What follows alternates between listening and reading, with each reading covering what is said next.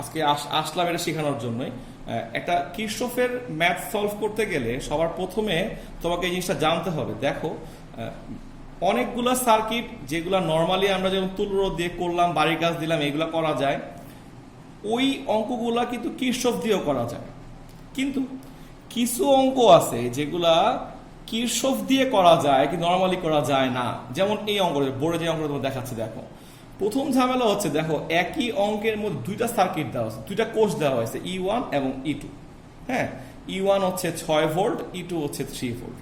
তো একটা সুবিধা কি, কিরশফ শিখে ফেলতে পারলে যে কোনো ধরনের ম্যাথ তুমি কিরশফ দিয়েই সলভ করতে পারবা। তখন তোমার আর ঝামেলা করার দরকার নাই যে আমাকে অন্যভাবে করতে হবে কিনা বা এই তুলরোধ দিয়ে করবো কিনা। হ্যাঁ, এরকম কিছু না, তখন তুমি সব অঙ্কই কিরশফ দিয়ে করে ফেলতে পারবা।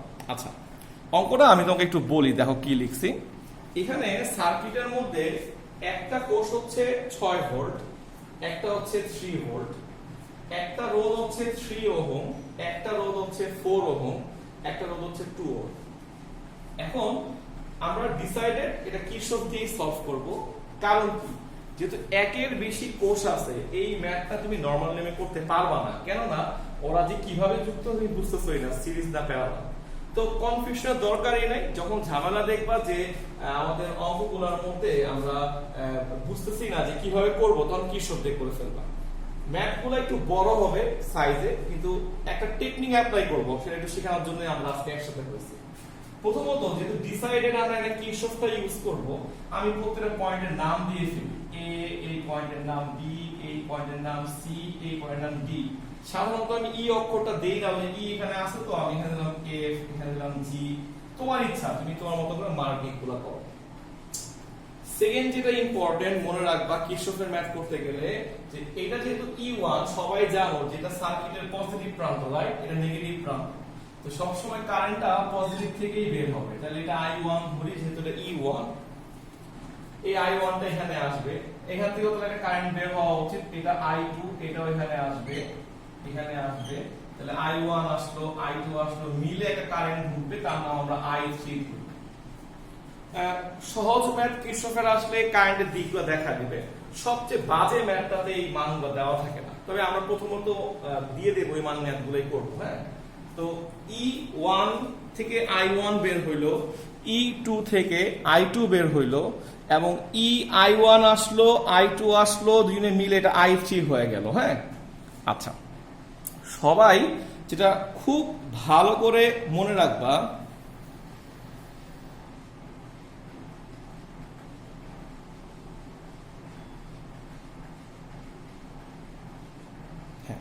সবাই যেটা খুব ভালো করে মনে রাখবা সেটা হচ্ছে যে কারেন্ট মোট কয়টা হইলো, I1 হইলো, I2 হইলো, I3 হইলো। যেটা মনে রাখবা সেটা হচ্ছে এই I3 কারেন্ট এখানে আসবে, সে আবার দুই ভাগ হবে না। তাহলে এদিকে যাবে I1। তুমি প্রশ্ন করতে পারো কেন? কারণ একটা সার্কিটের নিয়ম হচ্ছে, মাথায় রাখো বা লিখে রাখো, যে একটা কোষ থেকে যেই পরিমাণ কারেন্ট বের হবে ঠিক সেই পরিমাণ কারেন্ট ঢুকতে হবে এখানে এসে। I এর মান চেঞ্জ হবে না। যদি এটা বুঝো তাহলে খুব ভালো, না বুঝলে নেক্সট ক্লাসে ব্যাখ্যা দিব কেন I চেঞ্জ হবে না। দেখো যেই পরিমাণ I1 টা আসলো, অনেকের মাথায় কাজ করে কি, ভাইয়া রোধের মধ্যে দিয়ে গেছে, রোধ তো কারেন্টকে খায়া ফেলাবে। খায়া ফেলায় না কি করে একটু পরে বুঝতেছি আমরা। হ্যাঁ, আগে দেখো, মনে রাখো এবং লিখে রাখো এটা, যে I1 কারেন্টটা I2 কারেন্টটা মিলে যেমন I3 হইলো, এখানে কিন্তু কারেন্টটা I1 ই হবে। কারণ সার্কিটের রুলস হচ্ছে যেই পরিমাণ কারেন্ট বের হয় ঠিক ওই পরিমাণ কারেন্টটা ঢুকতে হবে, I এর মান চেঞ্জ হবে না। তাহলে সেই সিকোয়েন্সে এখানে I2 ঢুকলো। ওকে, দেখো আমি দিকগুলো লিখে ফেলছি। তোমার আমি যে বাড়ির কাজগুলো দিব সেখানে I1, I2, I3 এর দিক দেখানো থাকবে, সব দেওয়া থাকবে। তুমি জাস্ট প্রথমে কিরশফগুলো সলভ করা শিখবা। হ্যাঁ, তোমার সুবিধার জন্য এটা করে দিচ্ছি। তাহলে আশা করি তুমি বুঝতেছো আমি একটা সার্কিটের কি করতে যাচ্ছি, যে আমার ওখানে I1 দেওয়া আছে, আমার ওখানে I2 দেওয়া আছে, আমার এখানে I3 এর মান আমি সেট করে নিলাম। এখন যেটা আমার কাজ সেটা হচ্ছে আমি এখন সলভ করব। সলভ করার শুরুতে ভালো করে মাথায় সেট করো যে কয়টা কারেন্ট আছে, কয়টা কারেন্ট আনবো। কোশ্চেনটা হচ্ছে I1, I2, I3 এর মান বের করতে বলবে, সবাই একই কোশ্চেন করবে। তাহলে I1 I2 I3 তিনটা কারেন্ট আছে। তোমরা ম্যাথমেটিক্সে শিখছো যে একটা প্রবলেম সলভ করতে গেলে যতগুলা আননোন রাশি থাকবে প্রবলেমে ঠিক ততগুলা, হ্যাঁ, ঠিক ততগুলা ইকুয়েশন বানাইতে হবে। অর্থাৎ I1 I2 I3 সবার জন্য তিনটা আননোন হওয়াতে আমার তিনটা মান বের করতে হবে এখান থেকে। সেটা কেমন?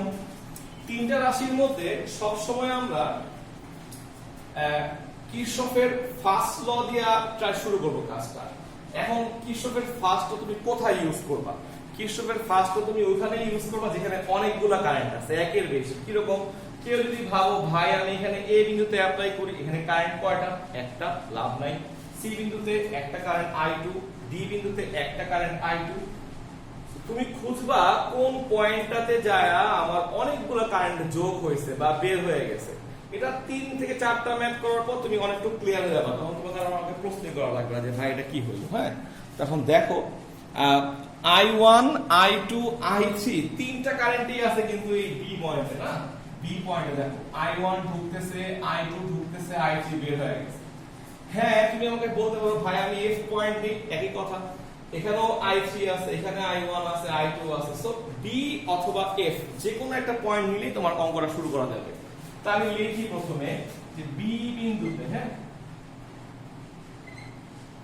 লিখে ফেলো যে বি বিন্দুতে কিরশফের প্রথম সূত্র প্রয়োগ করে পাই। লিখলে I1 টা ঢুকতেছে, বলছিলাম যেই পয়েন্টে কাজ করবা যে ঢুকবে সে প্লাস। I1 টা ঢুকতেছে, I2 ঢুকতেছে, তাহলে I2 টাও প্লাস, I3 টা বের হয়ে গেছে, এটা minus, equal to 0।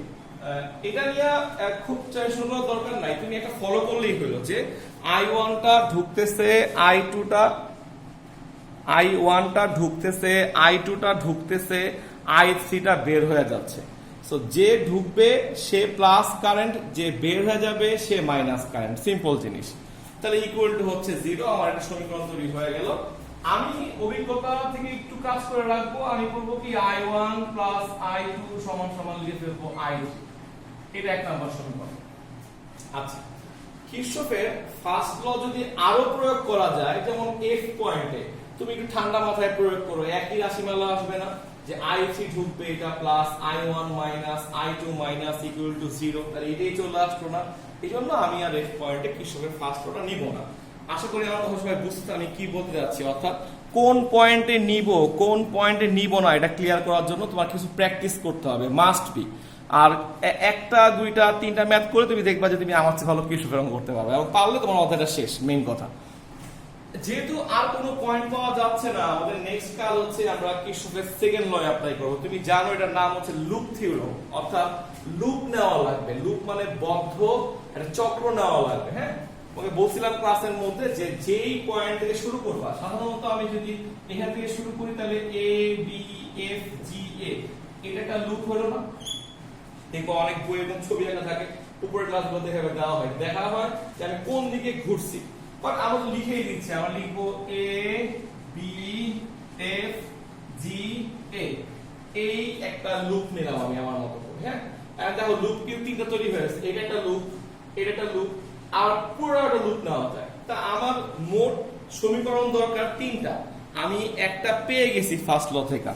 Second law এর জন্য আমার তাহলে দুইটা লুপ পাইলে, দুইটা সমীকরণ পাইলে আমার কিন্তু কাজটা হয়ে যাচ্ছে। এজন্য এ বি এফ জি এ একটা লুপ নিলে এখানে দেখো একটা কারেন্ট যাচ্ছে, এখানে I1 এর জন্য কোনো রোধ নাই, কিন্তু I3 এর জন্য রোধ আছে। তুমি পড়ছিলাম যে রোধ ইনটু কারেন্ট, রোধ ইনটু কারেন্ট। এদিকে আসলাম, এই I1 ঢুকবে ওর মধ্যে, তাহলে 3I1। বলছিলাম লুপ থিওরেমে বা সেকেন্ড লতে আমি যেদিকে যাব, আমি গেছি কি এ বি, আমি গেছি বিএফ এই বরাবর, কারেন্টটাও এই বরাবর, সো এটা প্লাস। আমি যাচ্ছি এফ জি বরাবর, যাচ্ছি এই বরাবর, তাহলে এটাও প্লাস। এবং আমার এই বদ্ধ বর্তনীর মধ্যে একটা তড়িৎচালক শক্তি আছে, সো ইকুয়াল টু হবে E1, বা আমি যা একটু সুন্দর করে লিখি 4। এই দেখো এখানে আমি ছোট বুদ্ধি অ্যাপ্লাই করব, এই যে I3 এর মানটাকে আমি বসায় দিব I1 I2। এটা একটা বুদ্ধি, শর্টকাট বুদ্ধি। এটার মান হলো 6। ভেঙে লেখো, তাহলে এটা হবে 7i1 প্লাস 4i2 সমান সমান 6।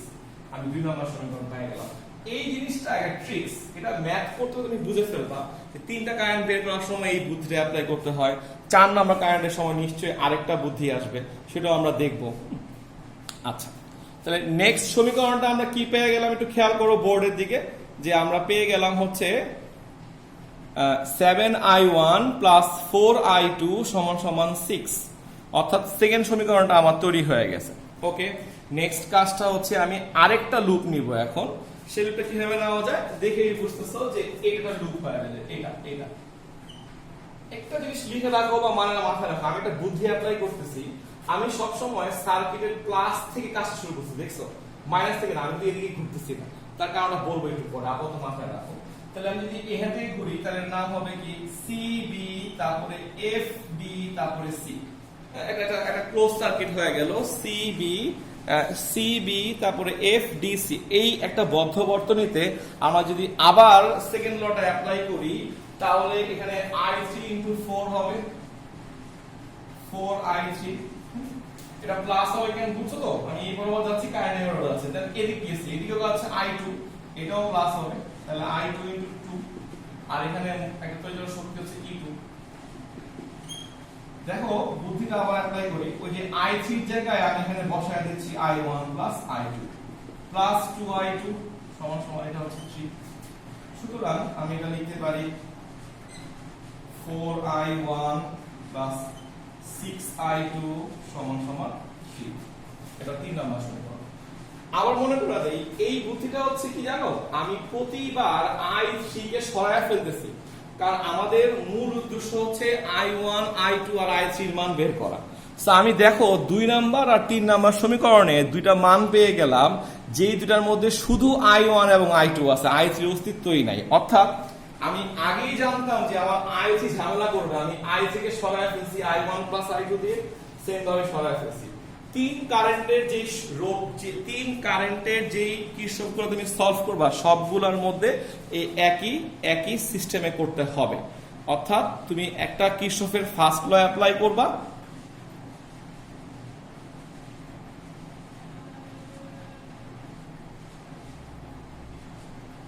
হ্যাঁ, তুমি কিরচফের ফার্স্ট ল অ্যাপ্লাই করবা এক জায়গায়, তুমি কিরচফের সেকেন্ড ল অ্যাপ্লাই করবা 2 জায়গায়, এবং সেই 2 জায়গাতে একটা i3 বা একটা ভ্যারিয়েবল আসবে যাকে তুমি রিপ্লেস করবে অন্য দুটো কারেন্ট দিয়ে, যেটা আমি করছি দেখো খেয়াল করে।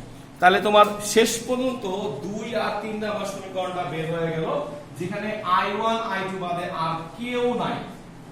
এখন ম্যাথের যে কোনো সলভের নিয়মে তুমি এটাকে সলভ করো, হয় তুমি এখান থেকে i1 এর একটা মান বের করো, যে ভাই i1 সমান সমান 6 - 4i2/7, এই মানটা তুমি এখানে বসায় দাও, সবগুলো i2 হয়ে গেলে সলভ করো। তুমি প্রতিস্থাপন নিয়মে করতে পারলা, তুমি অপনয়নে করো, তুমি গ্রাফ দিয়ে করো, তোমার যেমনি ভালো লাগে করো, ম্যাট্রিক্স দিয়ে করো, সহজ কথা। তোমার নেক্সট কাজটা হচ্ছে i1 এর এই মানটা নিয়ে এখানে বসাও, তুমি i2 এর একটা মান পেয়ে যাবা, i2 এর মান পাইলা, সেইটা আবার আইনা এখানে বসাও, তুমি i1 এর মান পাবা। তাহলে i1 i2 যদি পাওয়া যাও, তুমি এখানে বসালে i3 পাবা। আশা করি জিনিসটা বুঝাইতে পারছি সবাইকে।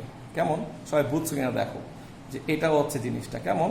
i1 এর মানটা নিয়ে 3 নম্বরে বসায় দাও, সেখান থেকে সলভ করলে i2 এর মান পাবা, i2 এর মানটা আবার আইনা এখানে বসাও, তাহলে i1 পাবা, দেন তুমি 1 নাম্বার থেকে সবগুলা মান পাওয়া গেলা। এটা হচ্ছে তোমার জন্য কিরচফের ম্যাথের প্রথম ধাপ।